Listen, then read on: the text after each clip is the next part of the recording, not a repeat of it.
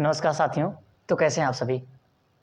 मुझे उम्मीद है कि आप सब अच्छे ही होंगे। तो हम लोग दोस्तों बात कर लेते हैं आज रेलवे ग्रुप डी की। नोटिफिकेशन आ रहा है, इसकी जो मतलब कि टोटल पोस्ट निकली है वो 32,000 के आसपास निकली है। 32,500 कुछ है, तो उस पर नहीं 32,000 की चर्चा करते हैं हम लोग, ठीक है ना। और इसमें लेकिन जो टोटल सीट खाली है वो 1,10,000 के आसपास में खाली है, ठीक है ना। 1,10,000 सीट्स के आसपास में खाली है, लेकिन गवर्नमेंट जॉब कितना निकाली है? लगभग सिर्फ 32,000, ठीक है। जहाँ तक उम्मीद है आने की कि 1 लाख भी आ ही सकता है, 1 लाख नहीं तो 70,000 आ जाएगी पोस्ट। लेकिन अभी सरकार ने कहा कितना है? 32,000। इससे पहले हुआ ऐसा था ना कि जैसे सितंबर से लेकर के दिसंबर तक जो नोटिफिकेशन जारी होने वाला था उसमें पूरा रिसर्च किया गया था, तो टोटल पोस्ट लगभग 1,05,000 के आसपास या फिर 10,000 के आसपास में खाली है सीट ना। लेकिन सिर्फ ग्रुप डी का, लेकिन टोटल रेलवे की बात करें तो वहाँ पर लगभग 2,40,000 के आसपास में, मतलब 2,40,000 के आसपास में सीट खाली है। लेकिन इतनी नहीं, लेकिन जो ग्रुप डी का है उसमें केवल लगभग 1,05,000 7,000 इतने सीट्स खाली है। लेकिन सीट्स गवर्नमेंट निकाल नहीं रही है इतनी ज़्यादा निकाल नहीं रही है, और निकाली कितनी रही है? केवल 32,000। तो हम लोग बात करते हैं कि आखिर ग्रुप डी है क्या। ग्रुप डी आप इतना समझ लीजिए कि एक इंटरिंग पॉइंट है। कौन सी पॉइंट है? ये एंट्री मारने वाली पॉइंट है। आप यहाँ से रेलवे में एंट्री मारते हैं, फिर यहीं से आपको अलग अलग विभाग मिलते हैं। मतलब कि ग्रुप डी से आप जाएंगे, वहीं में गैंगमैन जाएगा, कोई जैसे नहीं इलेक्ट्रीशियन, जैसे तार वगैरह टूट गया, कोई फाटक बंद करने के लिए जाएगा, कोई किसी की कहाँ जॉब लगेगी, अलग अलग जगह पे जॉब लगती है ना। तो उसमें जो घुसने के लिए होता है, मतलब एंट्री एक तरफ से आप समझ लीजिए क्या होता है, वो ग्रुप डी होता है। वही होता है ग्रुप डी, वो होता है ग्रुप डी, वहीं से लोग एंट्री करते हैं, ठीक है। मतलब कि दोस्तों देखो, हो सकता है आवाज़ में आपको कोई प्रॉब्लम आए या फिर क्वालिटी में प्रॉब्लम आए, लेकिन अच्छे से समझेंगे तो वही उत्तर निकलेगा जो बाकी वीडियो में आपको देखने को मिला। जो मतलब कि ये मत सोचेगा कि ये टीचर्स, मतलब ये लड़का क्या समझाएगा, आपको समझ में वही आएगा, बस आप थोड़ा सा मेहनत से समझने की कोशिश करेंगे। तो अब हम लोग यहाँ तक तो हमने देख ही लिया ग्रुप डी होता क्या है। ग्रुप डी समझ लिए एक एंट्रिंग पॉइंट है। कैसा पॉइंट है? एक एंट्रिंग पॉइंट है। इसकी सीट कितने निकलेगी? लगभग 32,000 कुछ निकलेगी, ठीक है ना। 32,000 इसकी सीट्स निकलेगी। और इसमें क्या आएगा, क्या होगा, वही आपको हमने देखा। ये कौन सा पॉइंट है? एक ये एंट्री के लिए है, मतलब यहीं से आप मांग सकते हैं। और इसकी योग्यता जो है ना वो सिर्फ 10+ है, मतलब आप 10th पास है ना तो भी इसका फॉर्म भर सकते हैं। और इसी के साथ में जो अगला है वो 10+ ITI। लेकिन यहाँ पर कंफ्यूज होने के लिए नहीं है, मतलब यहाँ पर कंफ्यूज मत होइएगा। यहाँ पर जो 30,000 मतलब 32,000 पद निकले हैं, इसमें सारे में ITI नहीं लेगा, सारे में ITI नहीं लेगा।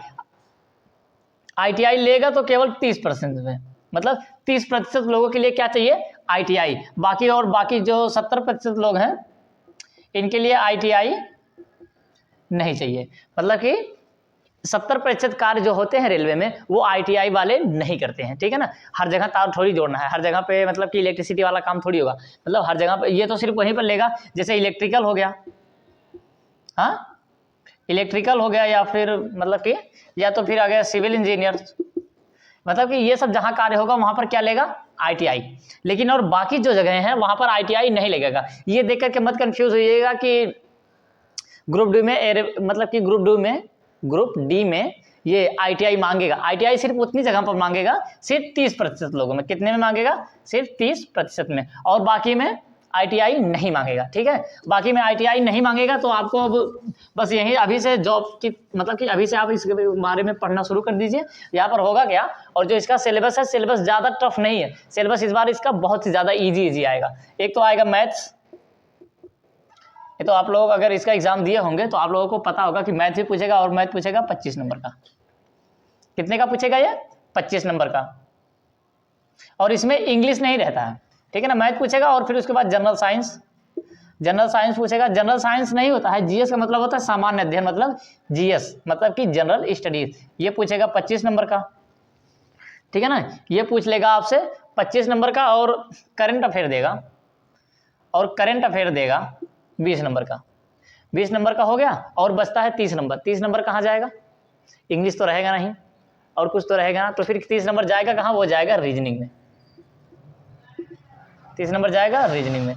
और वो भी मतलब कि रीजनिंग ऐसा नहीं है वही जो सामान्य पेपर में नहीं पूछ देता है, वही वाली रीजनिंग इसमें भी रहेगी। ऐसा नहीं है कि इसके लिए बहुत ज़्यादा टफ, और इसमें मैथ्स में तो सिर्फ परसेंटेज निकालने को दे देगा, मतलब 6, 7, 8 में जो नहीं है। अभी हमने पेपर देखा था 1-2 साल पहले का, तो मतलब कि वहाँ पर जितना भी मैथ पूछा है बहुत ही ज़्यादा ईजी। और ये वाला और जीएस तो आपको पता ही है, जीएस में तो कई सारे सब्जेक्ट आ जाते हैं, जीएस थोड़ा टफ हो जाता है, लेकिन टफ नहीं, लगभग सभी का जी के जीएस मजबूत ही होता है। बस फंसते हैं तो यही, या तो फिर करंट अफेयर में फंस जाएंगे, रीजनिंग में फंस जाएंगे, या तो फिर जिसका मैथ होगा, अगर वो पहले मैथ बनाने चला गया तो अगर 1 घंटे का पेपर है तो आधा घंटा वो पूरा मैथ पे ही दे देगा, 30 मिनट वो कहाँ दे देगा, मैथ पे ही देगा, और बाकी के लिए 30 मिनट बचे हैं यहीं पर फंस जाएगा। अगर आप एग्जाम देने जाते हैं तो आपको अगर बहुत ज़्यादा मैथ आ रही है तो मैथ में ज़्यादा टाइम बिताइएगा मत, फटाफट मैथ करके वहाँ से हट जाइएगा। रीजनिंग में भी बनाने में समय लग जाता है, कोशिश करिएगा कि एक क्वेश्चन, मतलब कि एक क्वेश्चन जल्दी से जल्द करके चले आए, आपको समय नहीं देना है। ये जॉब बहुत ही ज़्यादा ईजी होती है, लेकिन इसमें टफ क्या हो जाता है ना, टफ इसमें यही होता है कि इसमें निगेटिव रहता है, 1/3 रहेगा निगेटिव मार्किंग, और इसमें टाइम बहुत कम रहता है। अगर किसी को थोड़ी सी कंफ्यूजन है 2 है ना तो वो 3 पे मार देता है, 3 वाला रंग के चला आता है, और घर पे आकर के मिलाएंगे कि हाँ मेरा तो बहुत ज़्यादा सही हुआ था। तो ऐसे आप करके आइएगा, इतना हो गया आपका टफी। और जीके जीएस में तो बहुत ही ज़्यादा पढ़ना होता है। आप मैथ पढ़ेंगे तो सिर्फ मैथ ही पढ़ते रह जाएंगे, उसमें हो जाएगा काम। लेकिन अगर आपको जो जीएस पढ़ना है ना, जो आपको जीएस पढ़ना है, उसमें तो एक रहेगा हिस्ट्री, एक तो रहेगा हिस्ट्री मतलब कि जीके जीएस में तो कई सारे सब्जेक्ट आ जाते हैं ना, एक हिस्ट्री हो गया, एक हो गया पॉलिटी, एक पॉलिटी आ गया, ये इसी में आ जाती है बायोलॉजी भी। इसमें लगभग जीएस में 7 क्वेश्चन आते हैं, बायोलॉजी हो गया और फिजिक्स भी आएगा। फिजिक्स से हो सकता है कि आपको क्वेश्चन उठा ले इलेक्ट्रिसिटी से या फिर नेत्र से, मतलब कि कहीं से भी क्वेश्चन उठा सकता है, इतना हो गया। और इसी में आ जाता है पॉलिटी, इसी में आ जाता है आपकी पॉलिटी आने के बाद अभी आप ही समझ लेते होंगे कि इसी में और क्वेश्चन मैप से भी उठा लेगा। अभी एग्जामिनर के ऊपर है ना, अभी तो 5 हुए, अभी तो 2 भी है, अभी तो 2 बचा है, और एक है वो अर्थशास्त्र। अगर आप देखेंगे तो मतलब इकोनॉमिक्स से पूछेगा, मतलब लगभग 6-7 क्वेश्चन से वो मतलब कि पेपर उठा लेता है। और एक होती है ना, ये हो गया, और एक वो पूछ लेगा समाजशास्त्र,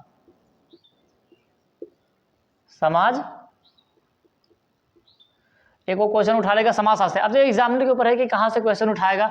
ये रही आपकी पॉलिटी, ये आपका मैथ, यहाँ से फिजिक्स में मैथ से भी क्वेश्चन उठाएगा, नक्शा पूछ लेगा, या तो फिर नदियों से क्वेश्चन उठा ले। जीके जीएस तो एग्जामिनर की इसमें मनमानी चलती है, और मैथ से भी तो मैथ के अंदर ही रहेगा, लेकिन जीके जीएस में कभी फिजिक्स में कूदेगा, तो कभी बायोलॉजी में जाएगा, कभी रसायन में जाएगा, तो कभी कहाँ जाएगा, कभी संविधान से क्वेश्चन उठाएगा, तो कभी कहाँ से इतिहास से क्वेश्चन उठा ले। और जो इतिहास से क्वेश्चन उठाएगा ना, इतिहास में तो लगभग 5000 साल का इतिहास पढ़ना होता है। सिंधु सभ्यता 2500 साल मान लीजिए, और लगभग 2000 साल ये है ना, लगभग 4 से 4.5-5 हजार का इतिहास हमें पढ़ना होता है वहाँ से। और लेकिन जो इकोनॉमिक्स है, ये मतलब कि जो मैथ्स है, इसमें सिर्फ मैथ का ही रहेगा। जीएस जो है यही फंसाएगा, रीजनिंग। देखिए हम लोगों की रीजनिंग टफ क्यों होती है, क्योंकि रीजनिंग हमने बचपन से नहीं पढ़ा। लेकिन जीके जीएस बेटा तुम बताओ दिल्ली की राजधानी कहाँ है, बचपन से ही पढ़ते चले आ रहे हैं हम लोग ना। कलकत्ता किस देश की, मतलब कि कहाँ की राजधानी है, ऐसा हम लोग बचपन से पढ़ते चले आते हैं, जिस वजह से हमारा जीके क्या होता है, थोड़ा मजबूत होता है। रीजनिंग में लोग फंस के चले आते हैं, ठीक है ना। तो आज सिर्फ इतना ही। आप मेहनत की तैयारी, मतलब कि मेहनत से आप तैयारी करते रहिए। आप लोगों के लिए मतलब कि वैकेंसी निकलने वाली है। इसमें जो वैकेंसी निकलेगी ग्रुप डी में, वो लगभग मुझे जहाँ तक उम्मीद है वो जाएगी 70,000 के आसपास में, 70,000 के आसपास में जाएगी, क्योंकि इसमें सीट बहुत ही ज़्यादा खाली है। और जो लोग आईआईटी नहीं किए, मतलब कि आईटीआई जो लोग नहीं किए हुए हैं दोस्त, आप लोग परेशान मत हो, ठीक है ना। क्योंकि जो आईटीआई मतलब कि आ रही है ना, केवल और केवल 30% लोगों के लिए होगी। कितने लोगों के लिए? 30% लोगों के लिए। और बाकी जो 70% लोग हैं ना, इनके लिए आईटीआई नहीं चाहिए, ठीक है ना, इनके लिए आईटीआई नहीं चाहिए। तो आप जिस आपकी जो कैटेगरी है आप उस वही सेलेक्ट कर लीजिएगा। तो सिर्फ आज के लिए इतना ही, मिलेंगे नेक्स्ट क्लास में, तब तक के लिए जय Hind, Vande Mataram, best of luck.